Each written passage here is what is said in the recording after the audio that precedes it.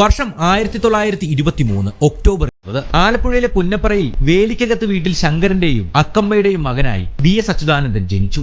ദാരിദ്ര്യവും ദുരിതവും നിറഞ്ഞ ബാല്യകാലത്ത് 4-ാം വയസ്സിൽ അമ്മയെ നഷ്ടപ്പെട്ടു. 11-ാം വയസ്സിൽ അച്ഛനും. സഹോദരിയുടെ പരിചരണത്തിൽ വളർന്ന വി.എസ്. 17-ാം വയസ്സിൽ ആസ്പിൻ കയർ ഫാക്ടറിയിൽ തൊഴിലാളിയായി. അവിടെ കമ്മ്യൂണിസ്റ്റ് നേതാവ് പി. കൃഷ്ണപിള്ളയാണ് വി.എസിനുള്ളിലെ സമരാഗ്നി കണ്ടെത്തിയത്. 1940-ൽ 18 വയസ്സിനു മുമ്പേ കമ്മ്യൂണിസ്റ്റ് പാർട്ടിയിൽ അംഗത്വം നേടി. അതും പി. കൃഷ്ണപിള്ളയുടെ പ്രത്യേക ഇടപെടലോടെ. 1964-ലെ പുന്നപ്പറ വയലാർ സമരത്തിൽ പോലീസിന്റെ ക്രൂരമർദ്ദനം നേരിട്ട വി.എസ്. മരണത്തെ മുഖാമുഖം കണ്ടു. എന്നിട്ടും അദ്ദേഹത്തിന്റെ പോരാട്ട വീര്യം ഒരിക്കലും കെട്ടടങ്ങിയില്ല.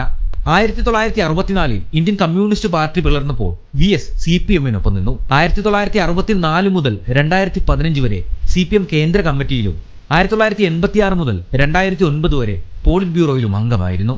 1980 മുതൽ 92 വരെ CPM സംസ്ഥാന സെക്രട്ടറിയായി. കേരളത്തിലെ കമ്മ്യൂണിസ്റ്റ് പ്രസ്ഥാനത്തിന് ശക്തമായ അടിത്തറ പാകി. 1950-60 കാലഘട്ടങ്ങളിൽ കർഷകർക്ക് ഭൂവകാശവും പട്ടയവും നേടിയെടുക്കാൻ വി.എസ്. നയിച്ച ഭൂസമരങ്ങൾ കേരളത്തിന്റെ ഗ്രാമീണ മുഖത്തെ മാറ്റിമറിച്ചു. അഴിമതിക്കും അനീതിക്കുമെതിരെ അദ്ദേഹത്തിന്റെ ശബ്ദം എന്നും ഉയർന്നിരുന്നു. ഇടമലയാർ അണക്കെട്ട് അഴിമതി കേസിൽ വൈദ്യുത മന്ത്രിയായിരുന്ന ആർ. ബാലകൃഷ്ണപിള്ളയ്ക്കെതിരെ നിയമപോരാട്ടം നടത്തിയതും മൂന്നാർ കയ്യേറ്റം ഒഴിപ്പിക്കലിന് നേതൃത്വം നൽകിയതും വി.എസിന്റെ ധീരതയുടെ തെളിവാണ്. 2006-ൽ മലമ്പുഴയിൽ നിന്നും വൻ ഭൂരിപക്ഷത്തോടെ വിജയിച്ച വി.എസ്. 83-ാം വയസ്സിൽ കേരളത്തിന്റെ മുഖ്യമന്ത്രിയായി. ഇതോടെ ഏറ്റവും പ്രായം കൂടിയ മുഖ്യമന്ത്രി എന്ന റെക്കോർഡും അദ്ദേഹത്തിന് സ്വന്തമായി. 2006 മുതൽ 2011 വരെ മുഖ്യമന്ത്രിയായിരുന്ന വി.എസ്. അഴിമതിക്കും വനം കയ്യേറ്റത്തിനുമെതിരെ ശക്തമായ നിലപാടുകളെടുത്തു. മൂന്നാർ കയ്യേറ്റം ഒഴിപ്പിക്കൽ, മണൽ മാഫിയക്കെതിരെ നടപടികൾ, ശബരിമല ക്ഷേത്രത്തിലേക്ക് മലകയറിയ ആദ്യ കമ്മ്യൂണിസ്റ്റ് മുഖ്യമന്ത്രി എന്നിങ്ങനെ അദ്ദേഹം ജനമനസ്സുകളിൽ ഇടം നേടി. വി.എസ്. പറയുന്നത് സത്യമാണ് എന്ന് ജനങ്ങൾ വിശ്വസിച്ചൊരു കാലമുണ്ടായിരുന്നു. എന്നാൽ 2006-ലെ തിരഞ്ഞെടുപ്പിന് മുമ്പ് പാർട്ടി നേതൃത്വം വി.എസിനെ സ്ഥാനാർത്ഥിയാക്കേണ്ടെന്ന് തീരുമാനിച്ചു. എന്നാൽ ജനകീയ ഇടപെടലിന്റെ ഫലമായി അദ്ദേഹം മത്സരിച്ചു, വിജയിച്ചു, മുഖ്യമന്ത്രിയായി. വി.എസിന്റെ കർക്കശമായ നിലപാടുകൾ പലപ്പോഴും വിവാദങ്ങൾക്ക് കാരണമായി. 2007-ലും 2009-ലും പാർട്ടി സെക്രട്ടറി ആയിരുന്ന വിജയനുമായുള്ള അഭിപ്രായ ഭിന്നതകൾ മൂലം പോളിറ്റ് ബ്യൂറോയിൽ നിന്നും താൽക്കാലികമായി പുറത്താക്കപ്പെട്ടു.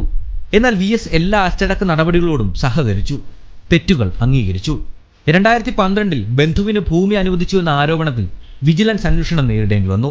എന്നിട്ടും അദ്ദേഹത്തിന്റെ ജനകീയത ഒരിക്കലും കുറഞ്ഞില്ല. 2016-ൽ 93-ാം വയസ്സിൽ വി.എസ്. കേരള ഭരണപരിഷ്കാര കമ്മീഷന്റെ ചെയർമാനായി. 2016 മുതൽ 2021 വരെ ഈ പദവി വഹിച്ചു.